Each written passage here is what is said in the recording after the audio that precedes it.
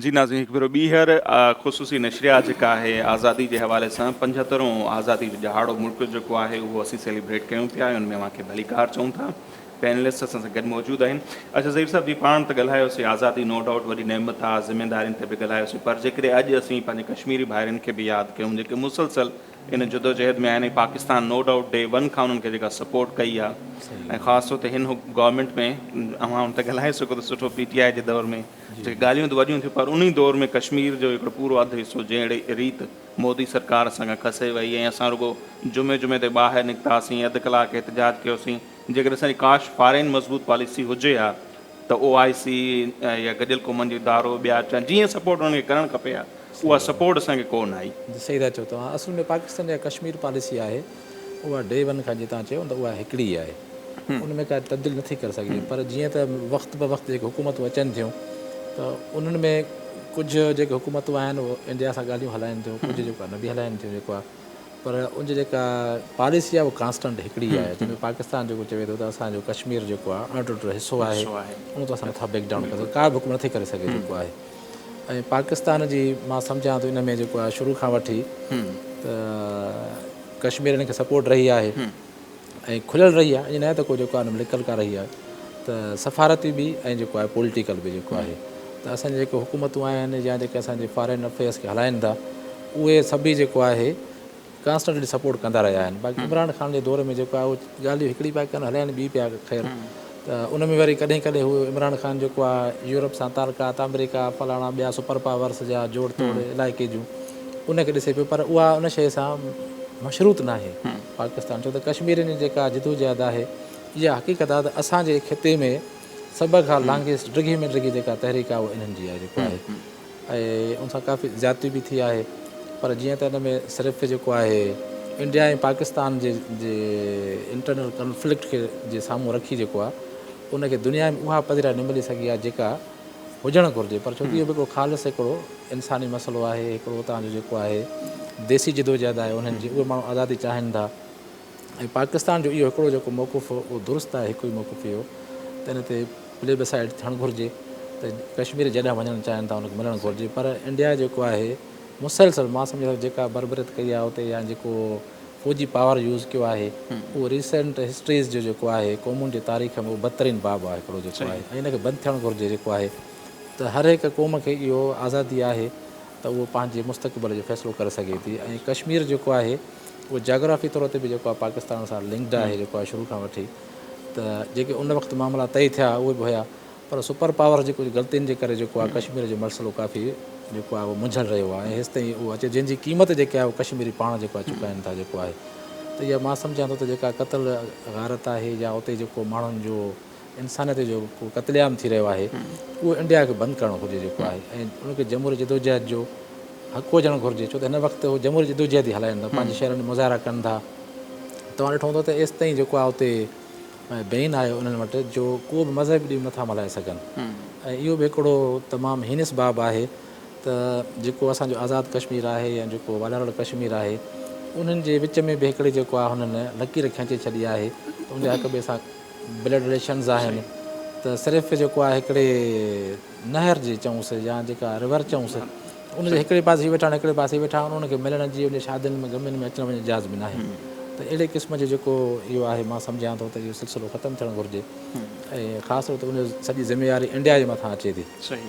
त हिंदुस्तान जेको आहे उहो पंहिंजो जीअं जॾहिं हुनजो चवनि था त असांजो जमहूरी मुल्क आहे, सेक्युलर मुल्क आहे, त पर उनजो जो अंदाज़ आहे उहो जेको आहे आमरण खां बि ख़तरनाक आहे जेको आहे। त इंसानियत जे ख़िलाफ़ु क़तलेआम जेको आहे इहो कश्मीर में बंदि थियणु घुरिजे। बाक़ी इहा हक़ीक़त आहे त कश्मीरियुनि जेका पंहिंजी हेसि ताईं जिदोजहद हलाई आहे, जेका उन्हनि जे ॿारनि उन्हनि जे माउरनि उन्हनि जे न्याणियुनि उन्हनि जे जेको आहे नौजवाननि या कश्मीरी क़यादत पाण जेतिरियूं उन्हनि कुर्बानियूं ॾिनियूं आहिनि, यकीनन उहो हिकिड़ो हर मौक़े ते पाकिस्तान जो जेको उन्हनि सां रोल रहियो आहे हर गवर्नमेंट में उहो बि साराह जो आहे। त डॉक्टर साहिब जेकॾहिं एज़ अ दिफ़ाई तज़निगार मूंखे सम्झणु अचे चवनि पाकिस्तान जो हिन वक़्तु सॼो जेको खितो आहे या दुनिया में पीस जेको प्रोसेस आहे, अमन आहे, उनमें पाकिस्तान जो कंट्रीब्यूशन छा आहे, उन ते बि ज़रूरु ॻाल्हाइणु खपे। पोइ न्यूक्लियर टेक्नोलॉजी ते बि पाण ज़रूरु ईंदासीं त उनजो डेवलपमेंट सेक्टर में बि हिकिड़ो किरदारु आहे या ॿियो? न बिल्कुलु, तव्हांजो इहो तमामु इम्पोर्टेंट क्वेश्चन आहे की पीस में पाकिस्तान जो किरदारु कहिड़ो रहियो आहे। पाकिस्तान न सिर्फ़ु हिकु ख़ुदि हिकु पीसफुल कंट्री आहे पर कोशिशि कई आहे पाकिस्तान त दुनिया में बि पीस खे जिथे जिथे प्रमोट करे सघूं असां कयो आहे। Before I talk on like peace and contribution towards peace by Pakistan, मां कश्मीर जे हवाले सां हिकु पॉइंट ऐड करणु चाहींदमि त कश्मीर ते हमेशह असांजो इहो मौक़िफ़ रहियो आहे त कश्मीर खे पीसफुल मीन्स जे थ्रू UN रेज़ोल्यूशन्स जे थ्रू हल कयो वञे, पर उन में भारत हमेशह उन में रुकावट विधी आहे। ऐं हाणे जेको ऑगस्ट 5 वारो इंसिडेंट तव्हांजे साम्हूं आहे त उन्हनि कीअं उनखे पूरो चेंज करे छॾियो आहे।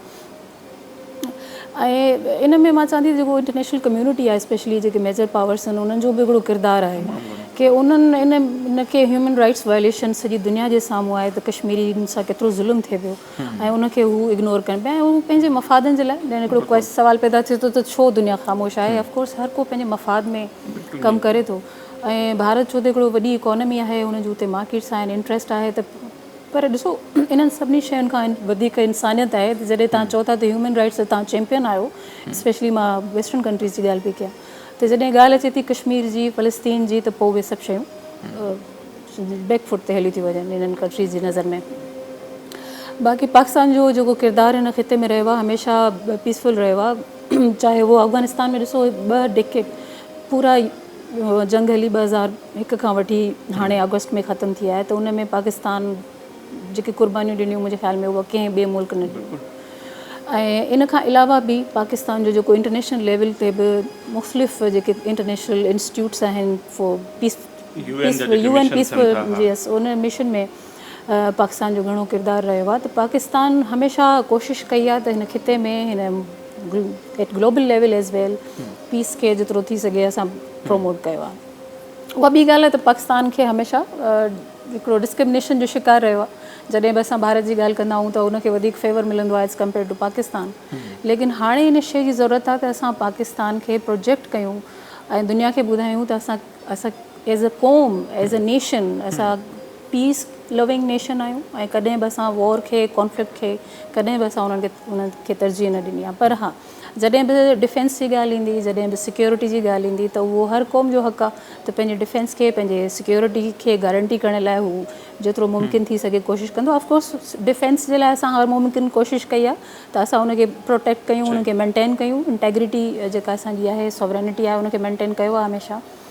पर कॾहिं बि जेको आहे सो वॉर ऐं कॉन्फ्लिक्ट जी तरफ़ न विया आहियूं। हाणे जेको बालाकोट इंसिडेंट थियो, जेके पाकिस्तान जेको जहाज़ इंडिया जा 2 किराया ऐं अभिनंदन, त उन केस में बि पाकिस्तान रिस्ट्रेंट जो मुज़ाहिरो कयो आहे। ॾिसो 2 न्यूक्लियर आर्म्ड स्टेट जॾहिं चाहिनि हा, पाकिस्तान चाहे हा त इहो हिकिड़ी वॾी कॉन्फ्लिक्ट जी तरफ़ सिचुएशन वञे हा, पर उनजे बावजूदि बि पाकिस्तान रिस्ट्रेंट जो मुज़ाहिरो कयो, उन्हनि खे पंहिंजो पायलट वापसि कयो, दुनिया खे इहो मैसेज ॾिनो त असां कंहिं बि सिचुएशन में कंहिं बि इंडिया जी अहिड़ी एफर्ट खे जेको हिन खिते जी स्टेबिलिटी खे ख़राबु करण जी कोशिशि कंदो त उनखे असां कोशिशि कंदासीं पीसफुली डील कयूं।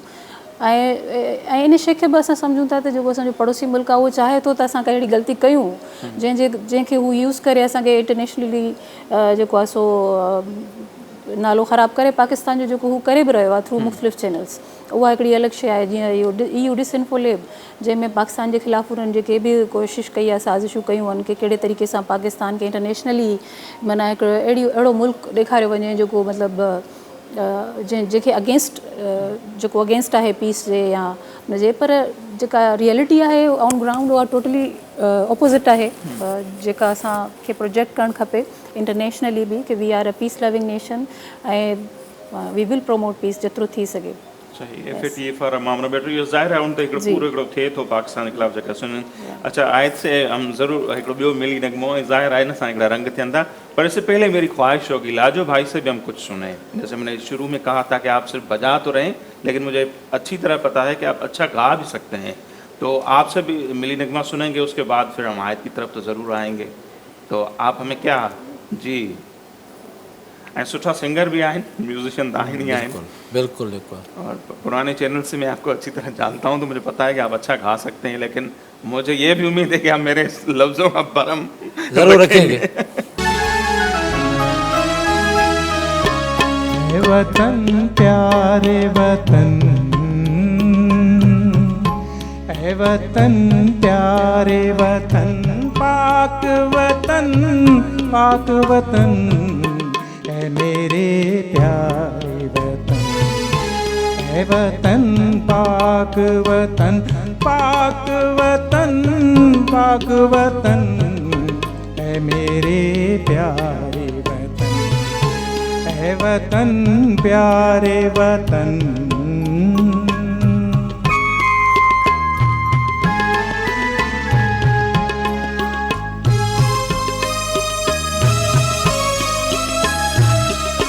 तुझसे है मेरी तमन्नाओं की दुनिया पुरनो, तुझसे है मेरी तमन्नाओं की दुनिया पुरनो। अज़्म मेरा कभी मेरे इरादे हैं गयो, मेरी हंसी में आना है, मेरी मस्ती में शऊर, जहाँ फिज़ा मेरा तख़य्युल है तो शीरीं है सुखन, है मेरे प्यारे वतन, है मेरे प्यारे वतन।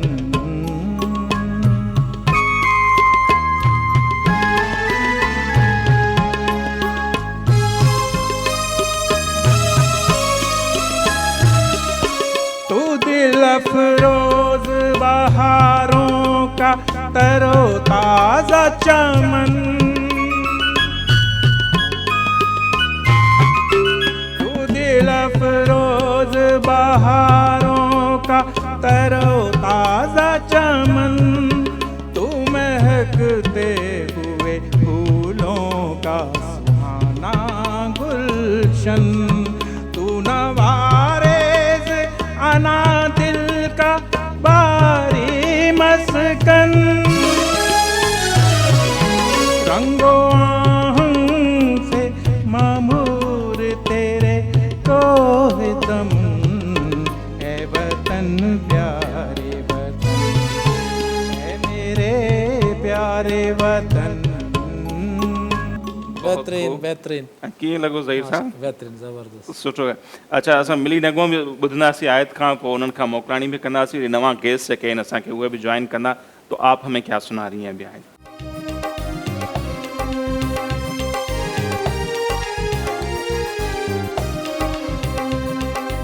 वतन की माटी गवारना, गवाह रहना, वतन की माटी अजीम है तू, अजीम कर हम बना रहे हैं, गवाह रहना, वतन की माटी गवारना, गवाह रहना।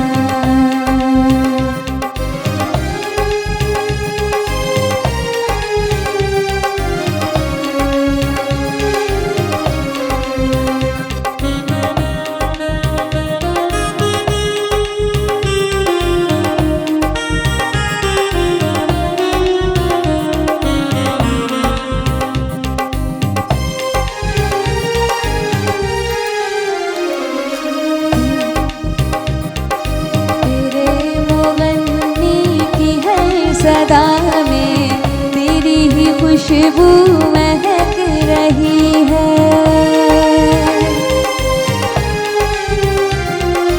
तेरे मुगन्नी की हर सदा में तेरी ही खुशबू महक रही है, हर एक सुर में हर एक लय में